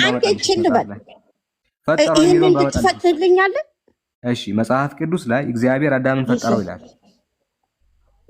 አይልም? አልወጣኝም። አሁን ቅድም እናንተ ስትነጋገሩ እግዚአብሔር አዳምን ፈጠረው ሲል ሌታስ በአምላክ ሰውን እንደ መልካችን አንድ ብቻ አይደለም። እኔ ለዚህ ነው መጽሐፍ ቅዱስና ቁራን የሚለያይበት ቦታ እዚህ ጋር ነው። የኛ መጽሐፍ ቅዱስ ሌጣስ ሲል ያንተ አላህ ሲንጉላር፣ በእኛ ግን ፕሉራል ነው እና በዚህ ራሱ ልዩነት አለ። በፕሉራል ያስቀመጠበት አንዱ ምክንያት ምንድን ነው? መጽሐፍ ቅዱስን እንኳን አንተ ልትተረጉሙ አትችልም። ምክንያቱም አንተ ክርስቲያን አይደለም። የክርስቲያን ሊቃውንቶች ሲተረጉሙ የክርስቲያኖችም የአይሁዶችም ስለማታውቂ እኮ ነው አንቺ። ለምሳሌ መጽሐፍ ቅዱስ ላይ አንድ ነጠላ አካል እንደ ብዙ ይጠራል። ታውቂያለሽ? ይሄን ኖ ይኸውልህ፣ እግዚአብሔር አብ፣ እግዚአብሔር ወልድ፣ እግዚአብሔር መንፈስ የሚባል ነገር የለም መጽሐፍ ቅዱስ ላይ። እንደዛ የሚባል ነገር የለም። መስኪ እያዳመጥሽ እኔ እያዳመጥኩ ነው። በፕሉራል የተቀመጠበት ብቸኛው ምክንያት ዘፍጥረት 1:26 በዕብራይስጥ ስለተጻፈ ነው። በዕብራይስጥ ቋንቋ ካላወቅሽ አንድ ነጠላ አካል እንደ ብዜት ይጠራል። ኤሎሂም ምን ማለት ነው? ኤሎሂም ምን ማለት ነው? ፕሉራል እግዚአብሔርና አላህ አንድ አይደሉም። ፕሉራል አንድ አይደሉም። ፕሉራል ነው አይደል? ኤሎሂም የኔ እግዚአብሔር ልጅ አለ። ኤሎሂም ፕሉራል ነው አይደል? አይደል? የኔ መጽሐፍ ቅዱስ ላይ አዳምን ሲፈጥር ልጅ ያለው መስኪ ጆሮ የተፈጠረልን በነገራችን ላይ እንድናዳምጥበት ነው። አንቺ እየተጠቀምሽው አይደለም። አዳምጪ። እግዚአብሔር ኤሎሂም ተብሏል አይደል? መስኪ ለምንድን ነው የሚጮሁት? ትልቅ ሰው ነው ከድምጻችሁ እንደምንረዳው እና ሰው እንደ ትልቅ ሰው ለምን አያወሩ? ለምን እንደጻጻችሁ? ምን መሰሎት መስኪ ትልቅ ሰው ነው በእርግጠኝነት እና ግን አወራራችሁ እንደ ህፃን ነው። እንደ ህፃናት ናቸው የማይደማመጡ። ራስን የመግዛት መንፈስ እግዚአብሔር ሰጥ። አይ ትልቅ ሰው ነው። ወጣም ወረደም ትልቅ ሰው ነው። አይ እንዳይክዱ። ትልቅ ሰው ከሆኑ ደግሞ እንደ ህፃን እንዳያወሩ።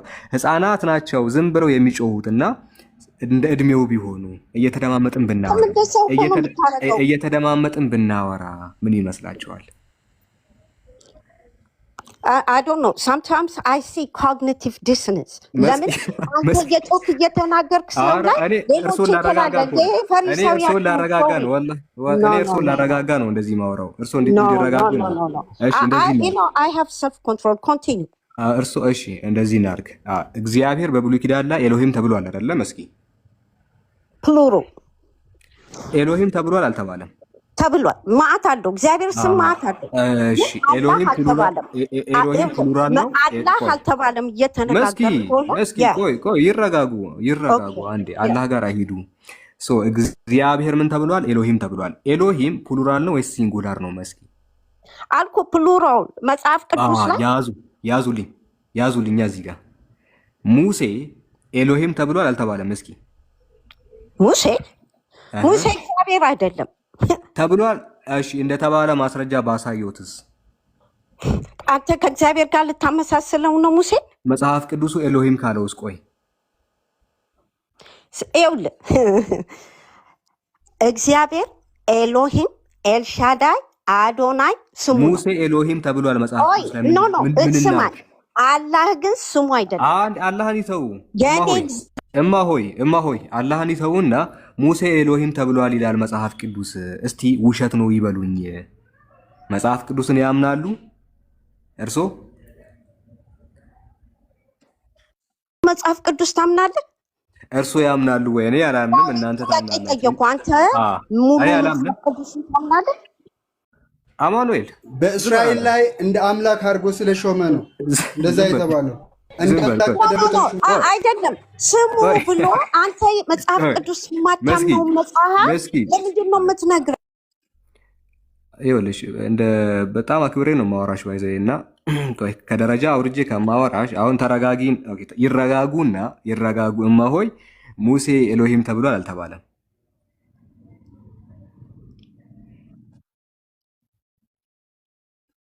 ኧረ በእናትሽ ነይ ውረጂ፣ እንደውም ነይ ውረጂ። አክብሬ ሳወራት አበዛቸው እኮ እማ ሆይ እና እኔ በጣም አክብሬ ነበረ እያወራሁሽ ያለሁት ከድምፅሽ የተነሳ 50 ዓመት ምናምን 60 ዓመት ነው የምትመስዪው እና እንዲህ አክብሬ እያወራሁ አልሆነልሽም። አንዳንድ ሰዎች ክብር አይሆንላቸውም። ስለዚህ ታችሁኝና ታብታብ አድርጊ። አማኑኤል እንዴት ነህ? ያ ሰው እንዴት ክብር አያውቅም? በእናታችሁ ሰላም ነው። እንዴት ነው? ቅድሙ ታስረዳኛለህ? ሜርሲ የጠየቁኝ ካለ እሺ ሜርሲ። አማኑኤል ኢየሱስ መጽሐፍ ቅዱስ ላይ ባሪያ ተብሏል አይደል? እኛ ምን ጠይቃለን? ያንተ አምላክ መጽሐፍ ቅዱስ ላይ ባሪያ ተብሏል። እንዴት ታምኗል ይሄ ነገር? እሱ ፊልጵዎስ ላይ ያለውን ነገር ነው የምታወራው። እንደ ባሪያ ነው የተባለው እንጂ ባሪያ አልተባለም። እንደ ባሪያ እንደ ሳይሆን አምላክ ሳለ ከአምላክ ጋር እግዚአብሔር ጋር ይተካከል እንደ የሚለው ቃል ካሌለስ በማሳይ ቦታ ላይ እንደ ባሪያ ነው የተባለው። እሺ እንደ የሚለውን ቃል ታሳየኛለህ? እንደ ባሪያ ነው። እስቲ በመረጃ እንካ። እሺ እስቲ አሳየኝ። ጥቅሱን ስጠኝ። ችግር የለውም። ጥቅሱን ስጠኝ። ኢሳይያስ 42 ላይ እነሆ ደግፌ የያዝኩት ባሪያዬ ይላል፣ ነፍሴ ደስ የተሰኘችበት ምርጤ፣ በእርሱ ላይ መንፈሴን አድርጌያለሁ። እርሱም ለአሕዛብ ፍርድን ያወጣል፣ አይጮህም፣ ቃሉንም አያነሳም፣ ድምፁንም በሜዳ አያነሳም እያለ ስለ ክርስቶስ ኢየሱስ ይናገራል። እነሆ ደግፌ የያዝኩት ምኔ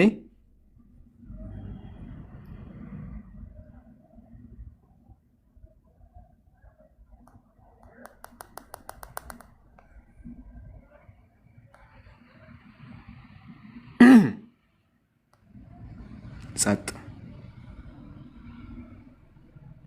አማኑኤል ማይክ ያንሱ። ማይክ አንሳ፣ ከዛ መልስልኝ። ላይ ነኝ እንዳረብሻችሁ ብዬ ነው። ስራ ላይ ነበርኩ። እሺ ና መልስ። ኢሳይያስ 42 ላይ ስለ ክርስቶስ ኢየሱስ በተናገረው ቦታ ላይ እነሆ ደግፌ የያዝኩት ምን ይላል?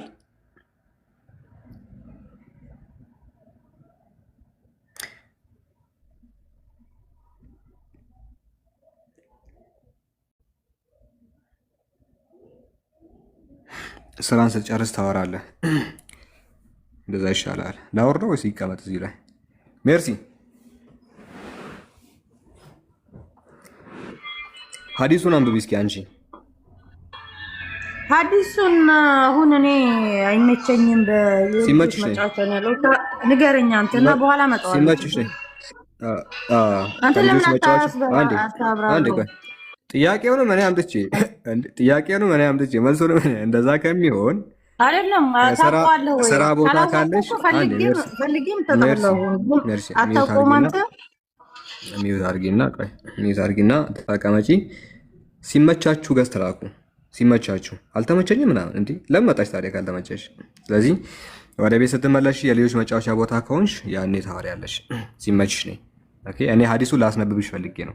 ኖ ሐዲሱን አላነበብኩም፣ ግን ድንገት የሆነ ሰው ሲያወራ ሰምቻለሁ ብትይኝ ችግር የለውም እኮ እኔ የዛሬ 3 ዓመት ምናምን የመለስ ነው በጣም ረጅም ጊዜ ሆኖናል። እኛ ሰው አዲስ ነገር አይደለም፣ እንመልስልሻለን። የፈለግኩት እኔ ሐዲሱን አንቺ እንድታነቢው ነው። አይ ሐዲሱን አንብቤ አይደለም ግን የሆነ ቤት ገብቼ እንደዛ ሲያወሩ ሰምቻለሁ ብትይ እኔ ተባበርሻለሁ። ሲያወሩ ሰምቻለሁ ምናምን ብትይ እውነቱን ብትናገሪ ምን ችግር አለው? ያኔ ተባበርሻለሁ። ግን ሐዲሱንም እኔ ፈልጌ አምጥቼ መልሱንም እኔ ፈልጌ እንዴ እዚህ ላይ ሁለት ነገር አንድ ነገር ነው የምንሰራው። ጥያቄውን እናንተ አምጡ፣ መልሱን እኛ እንሰጣችኋለን። ጥያቄ አምጥቼ መልስ አልመልስም። እሺ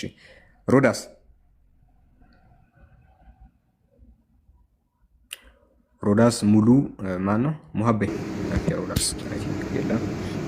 ቀጣይ ክርስቲያን ገስር ያሉትን ክርስቲያኖችን አስገቧቸው። ክርስቲያን ነው። እሺ ትሩዝ አቤት። ቀጥል ጥያቄ ካለ። እሺ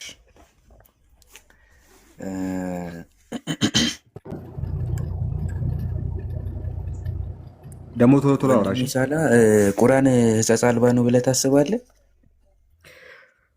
ያ ፐርፌክት the revelation of God አንዳች እንከን የለውም፣ ስህተት የለውም ቁርአን። እሺ ከቁርአን በፊት የነበሩ የወረዱት መጽሐፍስ አሁን ላይ ባሉት ከሆነ ተበርዘዋል። according to your own scripture by the እንደ ራስ መጽሐፍት መሰረት ተበርዘዋል ማለት የወረዱት ነው።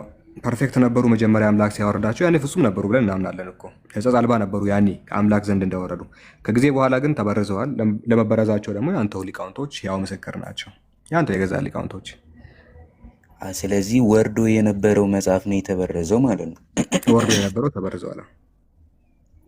ላሳይ እንዴት እንደተበረዘ። ቆይ ታውቀዋለህ አይደለ? ስለዚህ የአላህ ቃል ነው የተበረዘው ማለት ነው። ወርዶ የነበረው የአላህ ቃል ነው ተበርዘዋል። ምን ችግር የለው። እሺ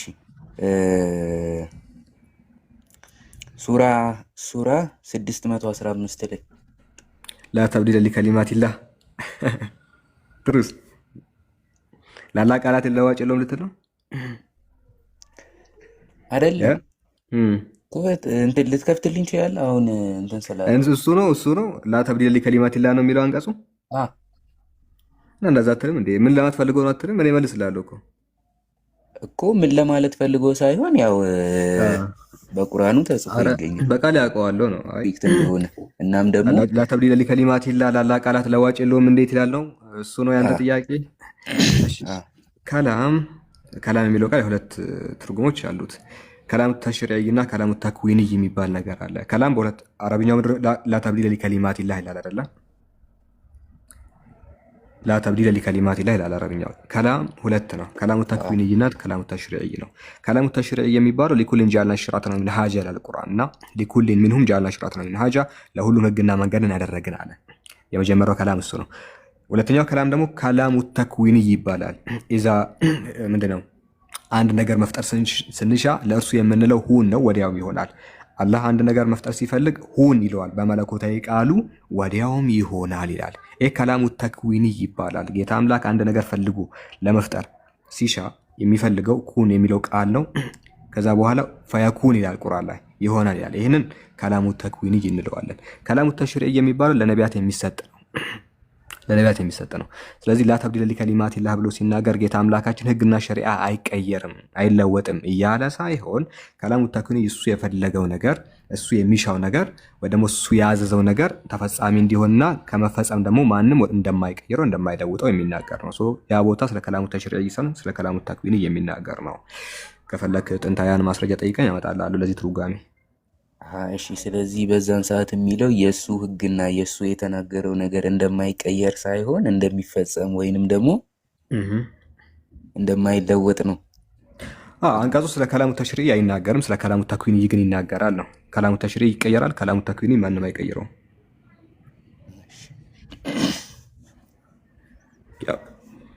ሌላ ጥያቄ አለ? ግን የለውም። አይ ተመልሶልኝ ተፍሲር ምናምን ብጠይቀኝም ሰጣለሁ። ባይዘ እንደዚህ ብሎ የፈቱ ጥንት ያ ማስረጃ ካለ ብትሰጠኝ ደስ ይለኛል። እሺ ማስረጃ ሳይሆን የምሰጥህ እቺን መጽሐፌ ላይ የሚመጣው መጽሐፌ ላይ መጨረሻ ላይ አለች መልሷ። እንደውም በዛው ፕሮሞሽን ልስራ። እዚህ መጽሐፍ ላይ መጨረሻ አካባቢ ታገኘዋለህ። አሁን ያልከውን ገጽ ስንት ላይ ታገኘዋለህ? ለአላህ ቃላት ለው በምንም ላይ አይደለች ለላቃ 239ኛው ላይ ታገኘዋለህ። ዲስ 239ኛ እዚህ ላይ ተብራርተዋል። ሶ ዩ ካን ቼክ ኢት። የጠቀስከው አንቀጽ እዚህ ላይ አብራርቼዋለሁ። ተፍሲሩንም ሁሉ ነገር እዛ ታገኘዋለህ። የድሮ ዑለሞች ከየት ያመጣው ማብራሪያውን እንዳትል እዛው ማብራሪያውን አስቀምጬዋለሁ። የዑለሞችን ጥንታውያኖቹንና ዳስ ኢት። እሺ ሺሜ መጨረሻ ላይ ያለው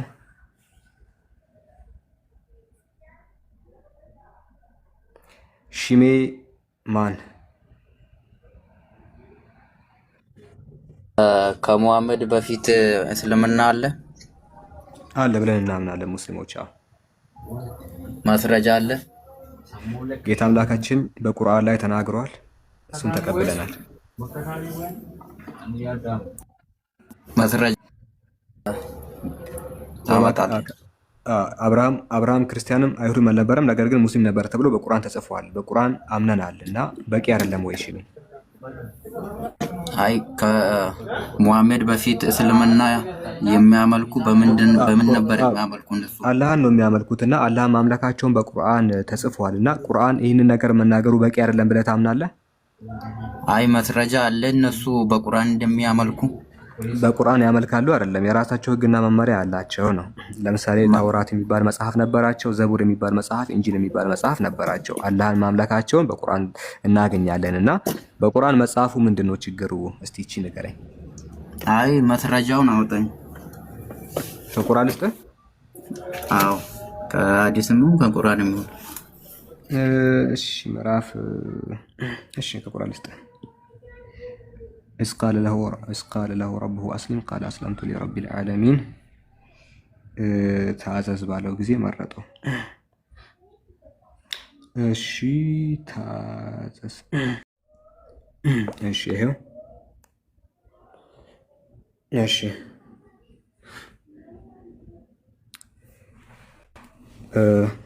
እሺ እሺ ምዕራፍ 28 ቁጥር 78 ምዕራፍ 28 ቁጥር 78 ምን ይላል? ኦኬ አማርኛውን ላንብብልህ። ወነዛዕና ሚን ኩሊ ኡመቲን ሸሂደን ይላል። ከነቢያችን በፊት ስላሉ ህዝቦች ነው የሚናገረው። ከህዝቦችም ሁሉ መስካሪን እናወጣለን፣ ያን ጊዜ እውነተኛው አምላክነት ለአላህ የተገባ ነው ብሎ ይናገራሉ ይላል እና ለነቢያት ሁሉ ደግሞ ምን አይነት ህግ ሲሰጥ እንደነበረና አላህን ሲያመልኩ እንደነበረ የሚናገር ለምሳሌ ምዕራፍ 16 ቁርአን ቁጥር 36 ላይ ወለቀድ በዓትና ፊ ኩሊ ኡመቲን ረሱላ አን ዕቡዱላህ ወጅተኒቡ ጣጉት አለ። በየህዝቡ ሁሉ ውስጥ አላህን ተገዙ፣ ጣዖታትን ራቁ በማለት መልእክተኛን በእርግጥ ልከናል አለ። ለምሳሌ አለ ከኖህን ጀመር። ኖህ እንግዲህ ከሙሴም ከአብርሃም በፊት ያለ ሰው ነው። ምዕራፍ 23 ቁጥር 23 ላይ ወለቀድ አርሰልና ኑሃን ኢላ ቀውሚሂ ፈቃለ ያ ቀውሚ ዕቡዱላህ ማለኩም ሚን ኢላሂን ገይረሁ አለ። ኖህን ወደ ህዝቦቹ በእርግጥ ላክ ነው። ከዛስ ወዲያውም ህዝቦቼ ሆይ አላህን ተገዙ፣ ጣዖታትን ደግሞ ራቁ፣ ጣዖታትን ራቁ አላህን ተገዙ፣ ከእርሱ በስተቀር ሌላ አምላክ የላችሁም አለ። ስለ አብርሃም ሲናገር ምዕራፍ 29 ቁጥር 16 ላይ ወኢብራሂም ኢዝ ቃለ ሊቀውሚሂ ዕቡዱላህ ወተቁሁ፣ ኢብራሂም ለህዝቦቹ ባለ ጊዜ አስታውስ አለ። አላህን ተገዙ ፍሩትም፣ ይህ የምታውቁ ብትሆኑ ለእናንተ በላጭ ነው አላቸው።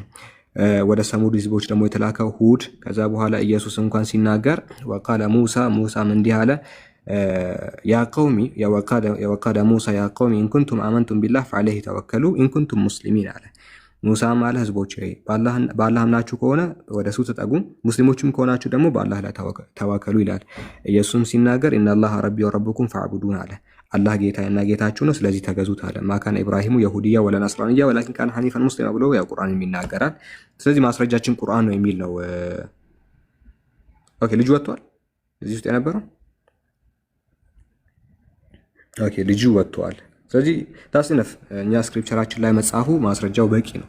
በቂ አይደለም የምትሉ ከሆነ ስክሪፕቸራችሁን አስቀምጠን ስለ እምነታችሁ እናወራለን ነው። መጽሐፍ ቅዱስን ወደ ጎን አስቀምጠን ያኔ መጽሐፍ ቅዱስ በቂ ነው እንደምትሉ ያው እናያለን። እሺ ሌላ ሰው ጥያቄ ኬሞ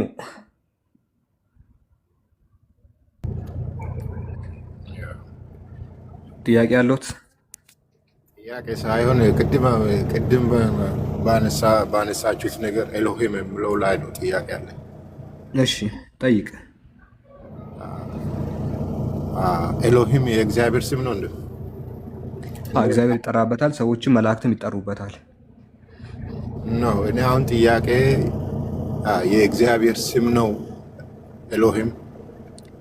እንደ ስሙ መጥቷል። ዘፍጥረት 1:1 ላይ ሰዎችም ይጠሩበታል፣ ሌሎች አማልክቶችም እነ ዳጎንም ይጠሩበታል። ይጠሩበታል እንጂ እግዚአብሔር ስሙ ነው ወይ? እኔ አሁን እኮ መጠሪያ ሳይሆን ስሜ ለምሳሌ አንተ ስም አንተ የራስህ ስም ይኖርሃል። ኤሎሂም ይባላል። የብሉይ ኪዳን አምላክ ብዙ ስሞች አሉት። ያህዌ ተብሎ ተጠርቷል፣ ኤሎሂም ተብሎ ተጠርቷል። እሺ አንድ ጥያቄ ልጠይቅ በዚህ በደንብ እንዲገባ። የእግዚአብሔር ስም ማን ነው? አይታወቅም። ይታወቃል። እንዴት አይታወቅም? ማነው ስሙ? አንተ ነው የሚጠይቅህ። አንተ እኮ ኤሎሂም እኔ ከጠየቀኝ አላህ ብዬ እነግርሃለሁ። አንተ ግን አታውቅም ነው የምልህ። ምክንያቱም እናንተ የአምላክን ስም እንድታውቁ አትችሉም። እኔም አውቃለሁ። እንዴት ነው የማላውቀው? ማነው ስሙ? አላህ መሆኑን እኔ እነግርሃለሁ። ችግር የለውም። ማነው? እስኪ ንገረኝ እስኪ ማነው? የእግዚአብሔር ስም በመጽሐፍ ቅዱስ በዘዳግም ላይ እግዚአብሔርን የጠየቀው ማን ነው? መጀመሪያ ሙሴ ነው። ስሚ ማን ነው ብሎ እግዚአብሔርን የጠየቀው። የማን ኔትወርክ ነው የሚቆራረጠው? አንተ ማን ነህ ብሎ አንዳችሁ ንገሩኝ። የኔ ኔትወርክ ነው የሱ ነው? እሱ አለ ይሰማል። የኔ ነው። እሺ ኬሞ የእግዚአብሔር ስም ማን ነው እየጠየኩ እኮ ነው። ለምንድነው የማትመልሰው? አዎ እየመለስኩ ነው እኮ። አልሰማም። ተቋርጦ ይሆናል። እኔ እንጃ ምን እንደሆነ። እሺ ማን ነው? ስሙ ማን ነው? ይኸውልህ ከኤሎሂም ሊጀምርልህ። መጀመሪያ ዘፍጥረትን የጻፈው ሙሴ ነው በመጽሐፍ ቅዱስ። ሙሴ ኤሎሂም ሰማይና ምድርን ፈጠረ ብሎ የተናገረው ሙሴ ነው። እንደገና ዘዳግም ላይ እግዚአብሔር ለሙሴ ሲገለጥለት ሙሴ ምን አለው? ሙሴን እግዚአብሔር ወደ ፈርዖን ሲልከው ማን አሁን እዛ ያሉ እስራኤላውያን ይጠይቁኛል፣ ማን ነው የላከ ይሉኛል፣ ማን ልበል ስምህን ብሎ እግዚአብሔርን ጠይቀው። እግዚአብሔር ለሙሴ ሲመልስለት እኔ ነኝ ያለና የነበረ የሚኖር አሁንም ያለ። የእግዚአብሔር ስም ትክክለኛው እኔ ነኝ። ምን ማለት ነው? እኔ ነኝ ማለት ከማን ጋር ታወዳድረኛለህ? አሁን ለምሳሌ ግብጽ እሱ መገለጫው አትሪቢዩት ነው። ኬሞ እኔ ፊተኛና ኋለኛ ነኝ እኔ ነኝ አይደለም እኮ ስሙ ማን ነው? ስም ማን ነው ብለህ እኔ ነኝ ማን ብዬ ልንገራቸው? አይደለም። ይኸውልህ አሁን እዚህ ላይ ነው። አንዴ እሱ መገለጫ ነው። ስም ማን ነው? አንተ ስም ኬሞ ነው ወይስ ሞኬ የሚለው ነው? ኬሞ የሚለው የእግዚአብሔር ስም ማን ነው? እግዚአብሔር ስም የለውም። ስሙ እኔ ነኝ ይላል። እኔ እሱ ራሱ አሁን ለምሳሌ ኤሎሂም ማለት አምላክ ስም ማን ነው? እኔ ነኝ። እግዚአብሔር ነው። ከማንም ጋር ትክክለኛ ይኸውልህ አንድ ነገር ማን አላልኩም እኔ ስማኛ ማን ነው አይደለም ስሙ ማን ነው? አድምጠኛ አይደለም አድምጠኝ። ለምሳሌ ኤሎሂም አለ፣ አዶናይ አለ፣ ኤልሻዳይ አለ፣ ኤልሮሂ አለ። እነዚህ ስሞች ለምስ ኤልሻዳይ ማለት አብርሃም ነው ለእግዚአብሔር ኤልሻዳይ ያለው እንጂ እግዚአብሔር እኔ ኤልሻዳይ ነኝ አላለውም። ለአብርሃም ስሙን አልነገረውም። አብርሃም ለምንድን ነው እግዚአብሔርን ኤልሻዳይ ያለው? ሁሉን ስለሚችል ልጅ ስለሌለው ልጅ ስለሰጠው ሁሉን ትችላለህ ብሎ አብርሃም ነው ይህን ስም ያወጣለት። ኤሎሂምም ጥሩ ነው። ሙሴ እግዚአብሔር ሁሉን ነገር እንደፈጠረ ስለሚያውቅ ኤሎሂም ብሎ ጠራው። ምንድነው? ሁሉን ፈጣሪ ማለት ነው። እኔ ኤሎሂም አላለም። አይደለም፣ ልክ አይደለም። ቆይ እሱ ላይ እንምጣ ከፈለክ። ግን ግልጽ እንድታደርግልን የፈለግኩት ነገር አሁን እናወራለን እኮ ጥሩ እኮ ያልከውን። ግን አምላክ ስምህ ማን ነው ብዬ ብጠይቅ እንደው ማን ነው ብለህ ነው የምትመልስልኝ? እግዚአብሔር ነው።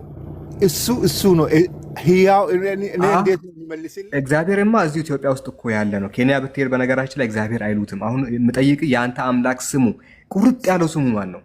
ቁርጥ ያለ ስሙ ያለና የነበር እኔ ነኝ ብሎ ራሱ የራሱን የገለጠበት ስም ነው እንጂ ሌሎቹ ያወጡለት ስም አይደለም።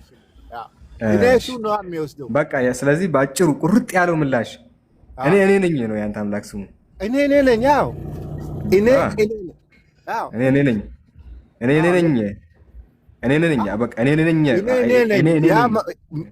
ነኝ ማለት ምን ማለት መሰለህ? ልንገርህ። ስም ነው መገለጫ ነው። ግን ይሄ ነገር ግልጽ እንድታደርግ የፈለግኩት ስም ነው መገለጫ ነው።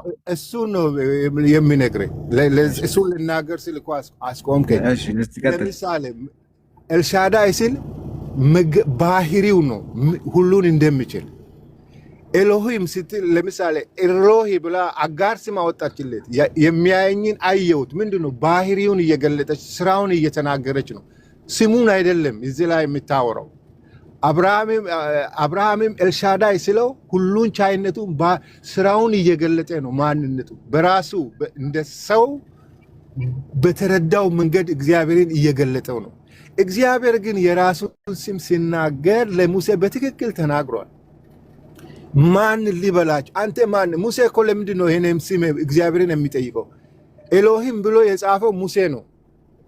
ዘፍጥረትን የጻፈው ሙሴ ስለሆነ ኤሎሂም ብሎ ጽፎት እግዚአብሔር ለምሳሌ እንደገና ለሙሴ እየተገለጠለት በቁጥቋጦ ያናግረዋል። ሙሴ ግራ ማን አንተ? ሁሌ ይጠይቀዋል። ሙሴ ስም ማን? አንተ ማን ይለዋል። ይጠይቀዋል ሁሉ ጊዜ። ለምን አንተ ማን? እኔም ማን ሊበላ ስም ይጠይቁኛል። አሁንም አንተም እየጠየቀኝ እኮ ነው። ስሙ ማን ነው ስትል እግዚአብሔር ለሙሴ የመለሰለት እኔ ነኝ። እኔ ከማን ጋር ነው የምታወዳ? እኔ ሁሉን ቻይ ነኝ እያለ እኮ ነው። እኔን ከማን ጋር ነው? በቃ ተመልሶልኛል። እኔ እኮ ፈጣሪ ነኝ። ኤልሻዳይም ብትለኝ ነኝ፣ ፈጣሪም ብትለኝ ነኝ። እኔ ነኝ። ከምንም ጋር አልወዳደርም። የሆነ ስም ይሄ ነው ብለህ የምታወጣልኝ ስም የለም። አታወዳድረኝም። እኔ ነኝ ነው ስሙ። እኔ ነኝ ነው ስሙ ነው አይደል? አዎ በቃ አሪፍ ነው። ያንተ ይለያል፣ ደስ ይላል። በቃ እኔ ነኝ ነው ስሙ። እኔ ነኝ ከሆነ ዳትስ ጉድ። በቃ እሺ፣ ከየትኛው ቤተ እምነት ነህ ኬሙ? እኔ ከፕሮቴስታንት ነኝ። ፕሮቴስታንት ነው? ያው ፕሮቴስታንት ነው፣ ከወንጌል አማኞች ማለት ነው። እሺ፣ ስለ አምላክ ልጠይቅህ። እንደዛ ከሆነ ጠይቀኛ። ለአንተ ሲል በመስቀል ላይ የሞተልህ አምላክ አለ? አለ። ያው ለአንተ ሲል ደግሞ በመስቀል ላይ ያልሞተ አምላክ አለ? አምላክ አንድ ነው። የሞተልህ አምላክ አለ በመስቀል ላይ?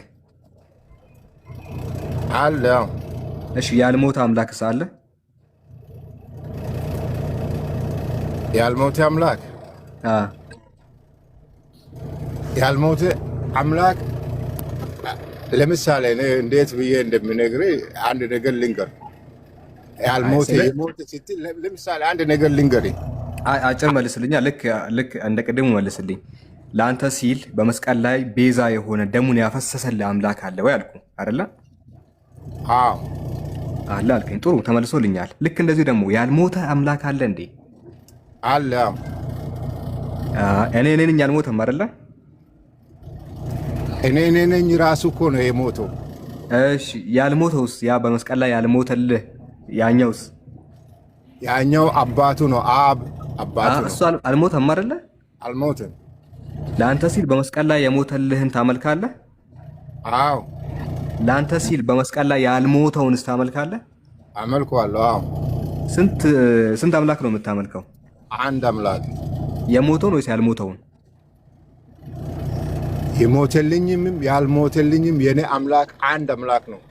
እንዴት ነው አንድ ሊሆን የሚችለው? የሞተው ሞቶ ያልሞተው ደግሞ ካልሞተ ሁለት አማልክት እኮ ነው እያመለክ ያለው። እንዴት ነው ተመልሰህ ፍሬ የምትይዘው? ኦኬ ልንገር፣ በምሳሌ ልንገር። ይሄም በምሳሌ ከነገርኩ ከገባ ገባ፣ ካልገባ ለአንተ በእርግጥ በጣም ይከብዳል። ምክንያቱም አንተ ሙስሊም ስለሆንክ እግዚአብሔር አይወልድም አይዋለድም ብለህ ስለምታምን ለማስረዳት ይከብዳል። ግን በምሳሌ ልንገር።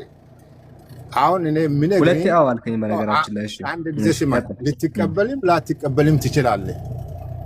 እኔም እንዴት እንደተቀበልኩ ስለማያውቅ እግዚአብሔር ስለረዳኝ ነው የተቀበልኩኝ። አንተ ላትቀበል በልዩነትም መቀጠል እንችላለን ችግር። እኔ ግን እንዴት እንደሆነ ላስረዳ። እሺ ለምሳሌ አንተ ወይ ሌላ አንድ ጓደኛ ቢሞት ታሪኩ እንበል፣ ታሪኩ ሞተ። ታሪኩ ቢሞት ስጋው ነው የሞተው? ነፍሱ? ሰው ስጋ ነፍስ ህይወት አለው። ታሪኩ ሲሞት የታሪኩ ስጋ ነው የሞተው ወይስ የታሪኩ ነፍስ ነው የሞተችው ወይስ የታሪኩ መንፈስ ነው የሞተው? ታሪኩ ነው የሞተው። እሺ ነፍሱ ትሞታለች? ነፍስ ከስጋ ትለያለች። አትሞትም። አትሞትም። ታሪኩ ሞቷል። ነፍሱ ለምን አትሞትም? ታሪኩ ስንት ሰው ነው? አንድ ሰው ነው ግን ነፍስና ስጋ አንድ ሰው የሚሰኘው ነፍስና ስጋ ሲኖረው ነው። ስለዚህ አይነጣጠልማ። ኢየሱስ ነፍስና ስጋ ነበረው። እኛ ታሪኩን ሶስት ነው የምትለው አንድ ነው የምትለው? አንድ ነው።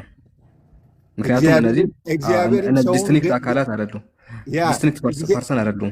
ከዛኛው ጋር አይመሳሰልም። ምክንያቱም ምን መሰለህ፣ ከዛኛው ጋር የማይመሳሰልበት ምክንያት ምንድን ነው? ኢየሱስ ሞቷል ስትል አንተ ኢየሱስ እንዳንተ አይነት ሰው ብቻ አይደለም አይደለ? ፍጹም እንደኔ አይነት ሰው እና ፍጹም እግዚአብሔር ነው። ስለዚህ አሁን ሲሞት ኢየሱስ በምኑ ነው የሞተው ነው የምትለው? ኢየሱስ ሲወለድም በስጋ ነው። የኢየሱስ ነፍስ አብ ነው አይደለም? ቆይ ጥያቄ፣ ኢየሱስ ነፍስ አለው የለውም? አለው። ያ ነፍሱ አብ ነው ወይስ አይደለም? አይደለም። ነፍሱ ነፍስ አለ፣ ኢየሱስም አለ፣ አብም አለ አይደለ? አዎ አለ። ስለዚህ ነፍሱ አብ አይደለም። የኢየሱስ ህይወት መለኮት ነው ብለህ ነው የምታምነው አንተ? መለኮት ኢየሱስ መለኮትም ነው ስጋም ነው ብያለሁ። ነፍሱ ኢየሱስ ነፍሱ መለኮት ነው አይደለም? መለኮት ነው። መለኮት ከሆነ እዚህ ጋር ያዝልኝና መጽሐፍ ቅዱስ ላይ አንብብልህ ነፍሱ። እሺ አንድ አዲስ ኪዳን ላይ ላውጣ የፈጠነ ማርቆስ ወንጌል ይሄውና ነፍሱን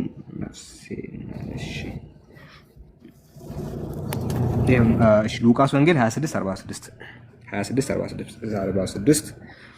እሺ። ኢየሱስም በታላቅ ድምፅ ጮኸ፣ አባት ሆይ ነፍሴን በእጅህ አደራ እሰጣለሁ አለ። ይህንንም ብሎ ነፍሱን ሰጠ ይላል። ኢየሱስ ነፍሱን የሰጠው ነፍሱ መለኮት ነው አይደለ? ቅድም እንዳልከኝ ነፍሱ መለኮት ነው። በደንብ ያዙ። ነፍሱ መለኮት ነው። ኢየሱስም በታላቅ ድምፅ ጮኸ፣ አባት ሆይ ነፍሴን መለኮቴን በእጅህ አደራ እሰጣለሁ አለ። መለኮትን ለአብ ሰጥቶታል ኢየሱስ?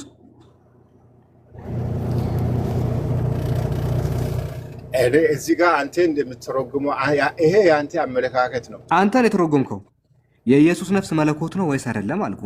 አራ መለኮቱ ነው አልክ። አራት ጊዜ ደጋግመህ ኢየሱስም በታላቅ ድምፅ ጮኸ፣ አባት ሆይ ነፍሴን መለኮቴን በእጅ አደራ እሰጣለሁ አለ ይላል። ኢየሱስ ነፍሱ መለኮት ነው አይደለም? አሁንም ልንገርህ፣ ምናልባት ከተሳሳቱ ንገረኝ፣ መልስልኝ። ግድ የለም ግን ከይቅርታ ጋር በጣም ከታላቅ ይቅርታ ጋር ነፍሴን ሲል አንድ ጊዜ ግልጽ።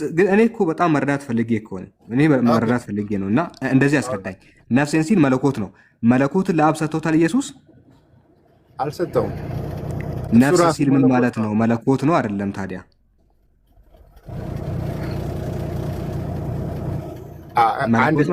አንድ ነገር ልንገርህ እዚህ ጋር። እሺ ነፍሴን ሲል መለኮት ነው አይደለም? አንድ ነገር ልንገርህ። እቺን ግልጽ ለህዝቡን ግልጽ ብናደርግ ደስ ይለኛል። ነፍሴን ሲል መለኮቴን እያለ ነው አይደለም? ለምሳሌ አንድ ነገር ልንገርህ። አሁን እኮ ወደ ሌላ አልሄድም፣ ግን ከይቅርታ ጋር ሁላችንም መረዳት ፈልገን ነውና ነፍሴን ሲል መለኮቴን እያለ ነው አይደለም? አሁን አንድ ነገር ልንገር፣ አንድ ነገር እሱም ቢመልሱልንና ግልጽ እቺ ከተፈታች ኬሞ እቺ ወላሂ እቺ ከተፈታች ሁሉም ነገር ይፈታል። ነፍሴን ሲል አንድ ነገር ልነግርህ ነው። ግዴታ ነው፣ ይሄ ግዴታ ነው። ነፍሴን ሲል መለኮትን እያለ ነው አይደለም። እኔ በዚህ ላይ ይቅርታ ሊጠይቅ ስለፈለኩ ነው እኮ። ለምን አታዳምጠኝም? አሁን በዚህ ላይ ብዙ እውቀት የለኝም። አሁን ያለኝን የማላውቀውን ነገር እንዲህ ነው ብዬ ከምናገር በዚህ ላይ ብዙ እውቀት የለኝም። ይሄን ገና ማየት አለብኝ። ጥቅሱንም አይቼ አንብቤ ጠይቄም መረዳት አለብኝ። ይሄ ነፍሱ መለኮት አሁን መለኮት ነው ብለህ ስጠይቀኝ አዎ ብያለሁ። ይሄን አልክድም፣ እኔ ነኝ ያልኩት። ግን ብዙ እውቀት የለኝም። ዝም ብዬ በድፍረት ነው የተናገርኩት። ይሁን አይሁን እርግጠኛ አይደለሁም። ስለዚህ ይቅርታ በዚህ ይቅርታ እየጠየኩ ይሄን በደንብ ማረጋገጥ አለብን።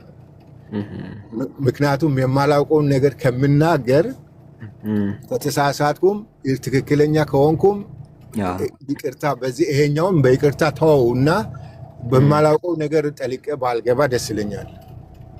እሺ ችግር የለውም። ግን አንድ ጥያቄ ከዚህ የወጣ ጥያቄ ያለኝና መንፈስ ቅዱስ ከአንተ ጋር እንዳለ ታምናለህ እንዴ? ኬሞ እሱን አምናለሁ። እስቲ አስረዳኝ በለው። ማንን? መንፈስ ቅዱስን። ለመልካም ነገር ነው። እንዴት ነው አስረዳኝ በለው ስትል እስቲ አስረዳኝ። መንፈስ ቅዱስ ያግዛችኋል፣ ይረዳችኋል እናንተም በመልካም ነገር ላይ አይደለም? አዎ።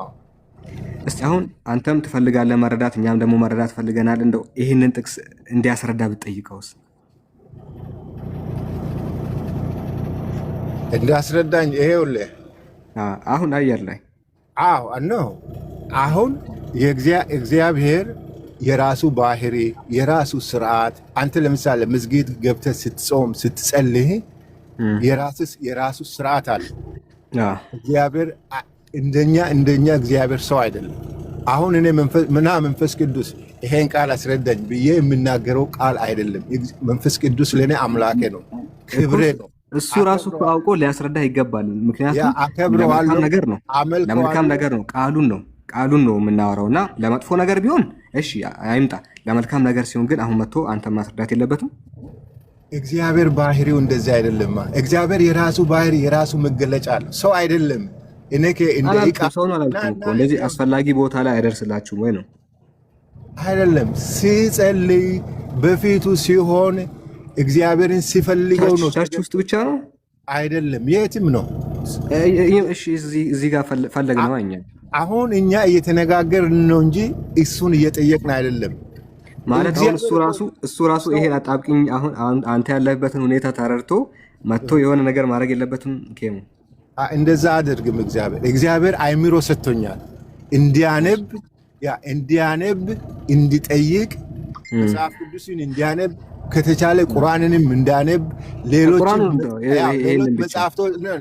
ሌሎች መጽሐፍቶችንም እያነበብኩ እነዚህን ያነበብኳቸውን በእውቀት ይዤ እንደዚህ ለሚመጣ ጥያቄ እንዲመልስ እግዚአብሔር መጀመሪያውኑ በመጽሐፍ ቅዱስ ተጽፎ መንገድ ተሰጥቶኛል። እሱ የኔ ጥያቄ ነው። አለማንበበ አለማወቀ የኔ ጥፋት ነው እንጂ የመንፈስ ቅዱስ ወይም የእግዚአብሔር ጥፋት አይደለም። የእሱ ጥፋቱን አላልኩም። እሱ እኮ አላጠፋም። አንተ እቺን ፓርት አላወክምና እቺን ፓርት አላወክም። አሁን በዚህ ሰዓት መንፈስ ቅዱስ ከእናንተ ጋር ካለ የሆነ ነገር አድርጎ ለአንተ ግልጽ እንዲሆንልህ ማድረግ አይችልም ወይ ነው? ይሄ እግዚአብሔርና የሰው ባህሪ የተለያየ ነው። አንተ አሁን ለምሳሌ ስለዚህ አሁን ምን መሰለህ እንደዚህ ያስፈልጋችሁ ምናምን የለም። በቃ የሆነ ሰዓት ላይ ቸርች ውስጥ ምናምን ነው ያለው እንጂ አይደለም። አሁን ራሱ ከኔ ጋር አለ። እኔ አምላኬን አከብረዋለሁ። ከአንተ ጋር ካለማ ጥሩ እኮ ነው። ለምን አይተባበርም? እንደዚህ ነገር አልጠይቀውማ። ጠይቀው እስኪ። ለምንድን ነው የማትጠይቀው? እግዚአብሔር እኮ የህይወቴ አምላክ ነው እንጂ የክርክር የአንዳንድ ነገር አምላኬ አይደለም። የክርክር ሳይሆን ቃሉን ለአሕዛብ ግልጽ ማድረግ የለበትም። ያ የእግዚአብሔር ሳይሆን የኔ ውሳኔ ነው። የኔ ጥፋት ነው እያልኩ እኮ ነው። እኔ ነኝ ወስን ይርዳ። ወስንና አስረዳን። አልተዘጋጀውማ። እኔ እኮ ኤሎሄም አያግዝም። እንዴት ታዲያ ካልተዘጋጀ? እሱ አያግዝም አንተ ካልተዘጋጀ? አሁን እንደዚህ በኤመርጀንሲ ና እና እንደዚህ አድርግልኝ እንደዚህ ሁን ብዬ አይችልም። ኤመርጀንሲ አይችልም። እግዚአብሔር ይችላል፣ ግን እኔ አልተዘጋጀውም። እንደዛ አላደርገውም። እሱን ጠይቀው፣ እሱ ይንገር። እሺ እሱ ይንገር፣ ጠይቀው። አሁን አልጠይቀውም። ምኑን?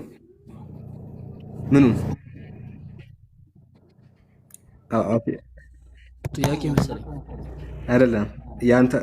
አንተ ጋር